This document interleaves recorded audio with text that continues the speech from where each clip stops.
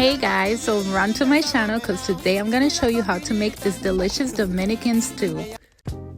For the ingredients, we're going to be using some green plantains, some Yautia, some pumpkins, some casaba or yuca, some carrots, some potatoes, cilantro, and corn.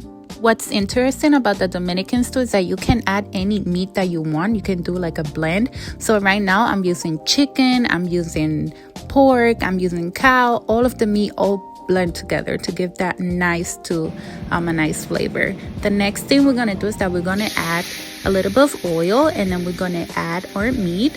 So you can season your meat however you want. If you want to know how I season mine, I usually use some sofrito and some of those Spanish spices. I also have a video on my channel to show you how I make my sofrito.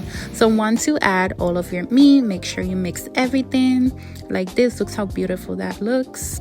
Make sure you mix everything really well so that way all of your meat can be cooked evenly, okay? We are going to be cooking our meat for about 15 minutes or so, and once you notice that the meat size has gotten smaller, then we're going to add some flavor. We're going to be adding some chicken cubito broth.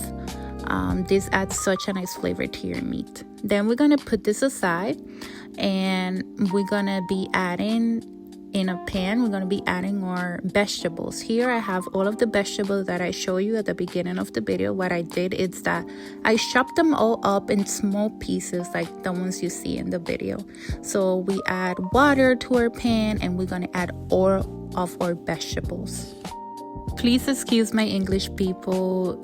English is my second language, so I tend to stutter a lot. So once that's done, we're going to add some more water, as you can see in the video, and then we're going to add our cilantro. Okay, a lot of cilantro. We're going to add some celery. This adds such a good flavor. And we're also going to add some sofrito to your water. If you don't have sofrito, that's fine. Just add what I show you. And once our cilantro, it's nice and cooked, what we're going to do is that we're going to remove it, and we're going to put it in our blender. So we're going to remove the cilantros, and we're going to remove the pumpkin. Okay, so just the pumpkin and the cilantro, we're going to add it to our blender, and then I'm going to show you what's going to happen next. This is the trick, okay, because usually people think that a sancocho is like a soup, but it's not a soup. Usually sancocho, the water of the sancocho has to be thick. It doesn't have to be watery like a soup, okay? It's very different. A sancocho, the water, it's more thicker than a soup. So we take all the vegetables out. We're gonna blend it. As you can see, I'm adding a little bit of water as well to blend it, and we're gonna go ahead and blend everything together. Look how beautiful the colors turn. Okay guys, so while that blends, what we're gonna do next is that the meat that we cooked separately, we're gonna add it to our water with our vegetables like this.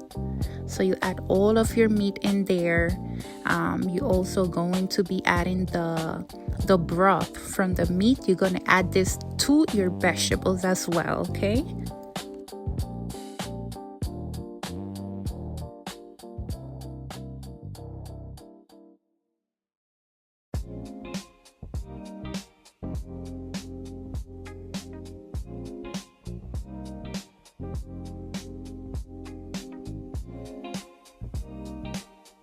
The video is a little bit long, but it's okay. I want to make sure that you guys see every step that I'm doing. So once I added all my meats into the stew, we're gonna add all that broth to our vegetables, as you can see. Something that's very important is that once you're doing all these steps, it's good to keep your temperature medium high. So not too high, not too low, just medium, okay?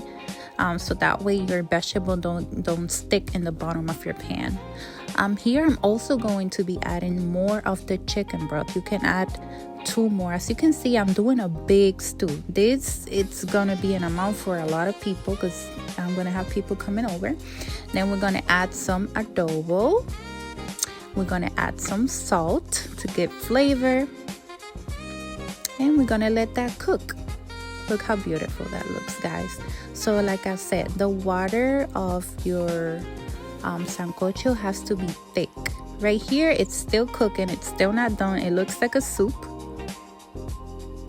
I'm gonna show you how it's supposed to be a nice sancocho. Make sure you try this. Make sure you taste it before it's done, and you will know if it needs more salt or not. Okay, so make sure you taste it during the process. This is how the water of your sancocho needs to be, a little bit thicker, not watery. So I hope you guys enjoyed this recipe.